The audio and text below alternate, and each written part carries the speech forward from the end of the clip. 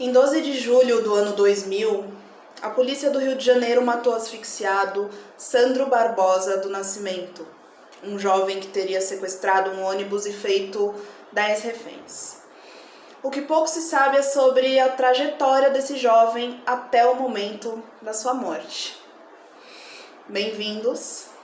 Esse que era para ter sido o primeiro vídeo do meu canal mexe tanto comigo que eu não sabia se eu teria forças para de fato gravar. Mas hoje eu resolvi encarar essa treta. Vamos lá? Quando o Sandro tinha 8 anos, e aqui eu já começo na parte pesada, porque esse vídeo não vai ter partes leves. Quando ele tinha 8 anos, a mãe dele, que estava grávida de gêmeos, foi morta a facadas. Ela e os bebês. Isso aconteceu no comércio dela, na comunidade onde ela morava. E o Sandro acabou vendo tudo. Esse é o primeiro ponto que me causa muita dor. Esse vídeo ele vai ser muito íntimo. Então talvez eu me emocione. Eu ensaiei muito até para não chorar. Mas esse ponto ele me causa dor porque sempre que eu penso nisso, eu lembro da única vez em que meu pai ele falou sobre a morte do meu avô. O meu avô, seu Benedicto, ele foi morto a facadas também num bar que ficava no caminho onde o meu pai passava para ir jogar bola no campinho ali da comunidade dele. O meu pai ele não chegou a ver toda a briga, toda a treta, mas ele passou na frente do bar e ele olhou para dentro do bar e viu muito sangue. E nessa hora ele diz que, pela quantidade de sangue, ele chegou a pensar que aquela vítima de seja lá o que teria acontecido, não podia ter sobrevivido. E se sobreviveu, as chances eram muito poucas. Como meu pai, ele era conhecido na comunidade, ele também, uma coisa que ele é até hoje, é muito curioso, muito insistente para algumas coisas, ele resolveu perguntar para o dono do bar. E depois de muito relutar, depois de muito tempo sem querer dizer para o meu pai o que tinha acontecido, o dono do bar finalmente contou para ele que a pessoa que tinha sido esfaqueada ali era o seu Benedicto dos Santos, o meu avô. A minha avó, dona Dulcinéia dos Santos, morreu pouco tempo depois, enquanto dormia. E ela estava dormindo do lado do meu pai. O meu pai, ele nunca esqueceu dessas cenas e ter vivenciado tudo isso, deixou marcas nele que perseguem ele até hoje. Ele tem 51 anos. O Sandro, né, voltando para o nosso protagonista, o Sandro, ele, então, desamparado, né, porque a mãe dele tinha sido morta e ele não tinha pai. E como o meu pai, ele sempre quis fugir dessas memórias, né, dessas coisas que tinham acontecido com a família dele, mas diferente do meu pai, ele foi viver na rua ainda criança. E ele chegou na rua bastante inocente. Era de fato uma criança. Só que quando ele chegou na rua, ele precisava comer, ele precisava dormir, ele precisava sobreviver. E ele viu que nem sempre as pessoas ajudavam, então, sem ter muita escolha, ele se juntou com uma gangue de crianças que roubavam os ricos de Copacabana. O nosso personagem principal, ele costumava dormir no centro da cidade do Rio de Janeiro. E ele era também um sobrevivente da chacina da Candelária. Quando a chacina da Candelária aconteceu, o Sandro ele tinha só 14 anos. E nesse dia ele viu 8 dos seus amigos, que também eram crianças, serem assassinados por milicianos.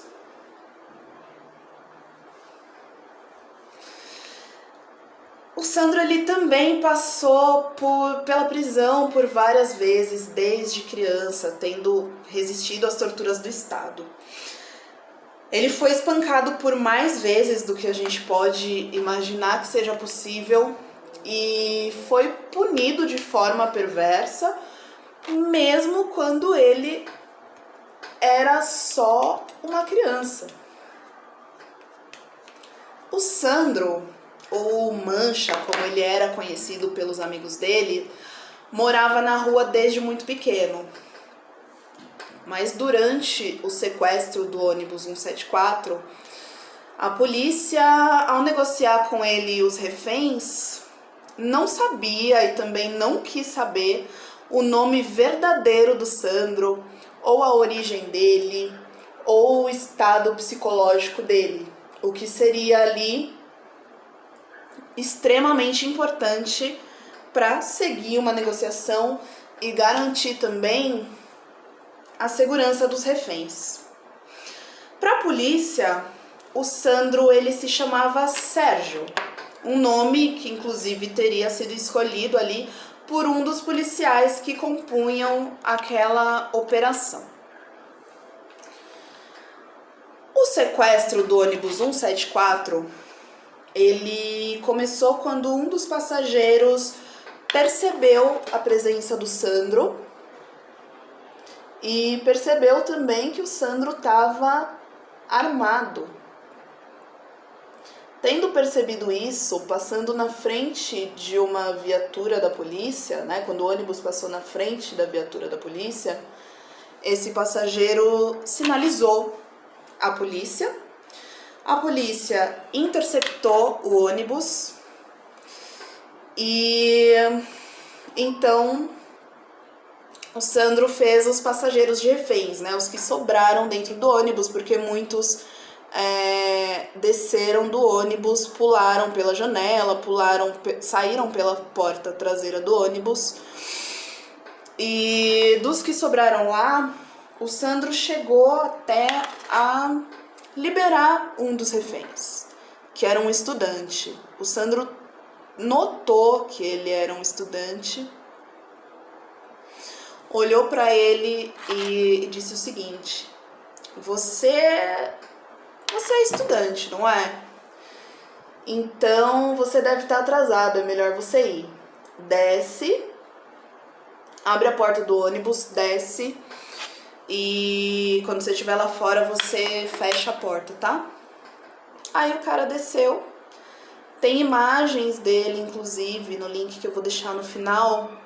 Tem imagens do cara descendo do ônibus e fechando a porta do ônibus. E aí, depois disso, todas as pessoas que restaram como reféns eram mulheres. E essas mulheres, de alguma forma, elas ajudaram o Sandro durante a negociação. Elas davam suporte, conversavam com ele, e a Janaína, né, que era uma das reféns, amando do próprio Sandro, ela escreveu com batom na janela da frente do ônibus: ele vai matar geral às 6 da tarde. Nesse momento, o sequestro do ônibus 174, ele já tinha virado o que eu posso dizer que é o equivalente a um show da própria Madonna no Maracanã. A mídia já estava toda cobrindo ao vivo e pela primeira vez o Sandro ele estava sendo visto. Mas eu não vou me prolongar aqui contando todos os detalhes do sequestro. O que eu quero mesmo resumir e colocar também nessa história, porque eu acho que é bem importante, é que uma outra refém, dentre as 10, a Damiana do Nascimento Souza, ela tentou ali durante os momentos de pânico conversar com o Sandro, tentando criar ali um laço com ele e dizendo que era irmã de um presidiário e que entendia o que ele estava passando, entendia também as torturas que ele tinha sofrido por tantas vezes dentro da cadeia, porque foram coisas que o Sandro, durante o sequestro, acabou contando para essas mulheres. Eu não contei isso aqui, mas o Sandro, ele chegou a ser preso na 26ª DP, que era apelidada de Cofre. Essa DP era um lugar onde as celas eram completamente escuras, não tinha janela, os presos não tinham direito a banho de sol e dentro das celas cabiam com certo desconforto 10 pessoas.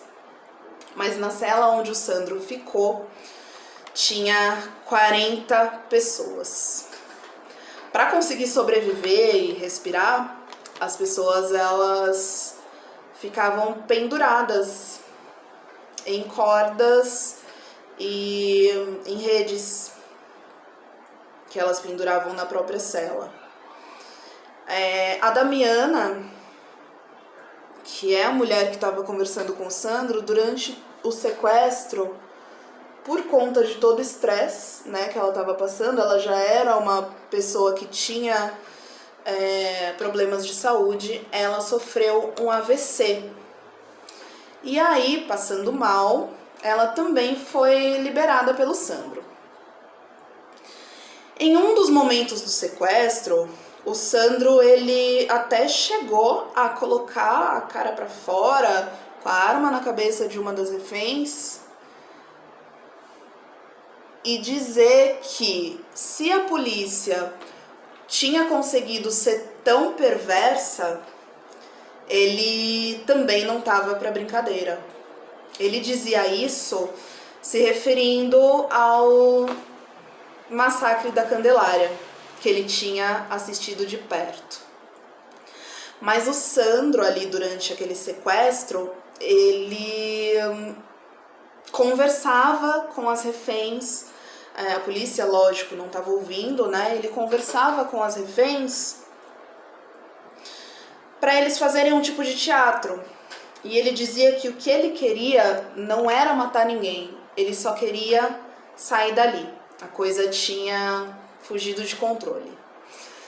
E as mulheres que foram feitas de refém até o final resistiram e criaram uma certa proximidade com o sequestrador. Quando o Sandro cedeu, ele desceu do ônibus com uma das reféns, a Geisa Firmo Gonçalves. Ele usou a Geisa como escudo. E nesse movimento, a polícia tentou matar o Sandro. Só que, ao tentar matar o Sandro, a polícia acertou um tiro de fuzil no queixo da Geisa.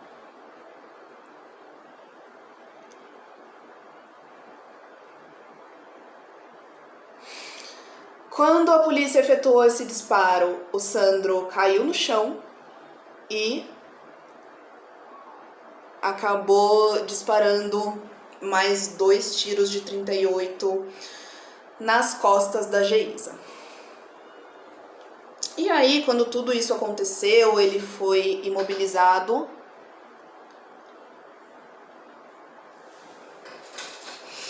E foi levado para a viatura. E dentro da viatura, ele foi enforcado pelos policiais que o prenderam. Esses policiais, eles alegam que fizeram isso porque o Sandro, ele estava muito agressivo e muito agitado. Estavam tentando só conter o Sandro, mas sem querer acabaram matando aquele neguinho. Opa, meus cílios estão caindo aqui. Alguma coisa estranha aconteceu. Tava demorando, né? Pronto. O Sandro, ele era um menino, um rapaz invisível. Ele foi invisibilizado pela sociedade. Era um menino preto, pobre, sozinho, que roubava dos ricos para sobreviver. Ele era um marginalzinho que merecia morrer. Isso segundo o resto da população, que também não dá oportunidade, mas prefere que as ruas sejam limpas dessas pessoas que são desamparadas pelo Estado para andar livres. E aí eu pergunto, livres de quem? Livres do quê? Quando o Sandro foi pego, imobilizado pela polícia, a própria população que estava assistindo a todo aquele show de sequestro tentou linchar o Sandro. Eles talvez queriam levar um souvenir daquele show que eles tinham assistido para casa. E a gente chega ao fim de mais um vídeo. Eu vou deixar aqui o link do documentário onde a história toda é contada, tanto do sequestro quanto da vida do Sandro. E eu espero que vocês tenham gostado. Se inscrevam no canal, deixem seu like, compartilhem com os amigos. E muito obrigada por assistir até aqui. Grandes beijos e até mais!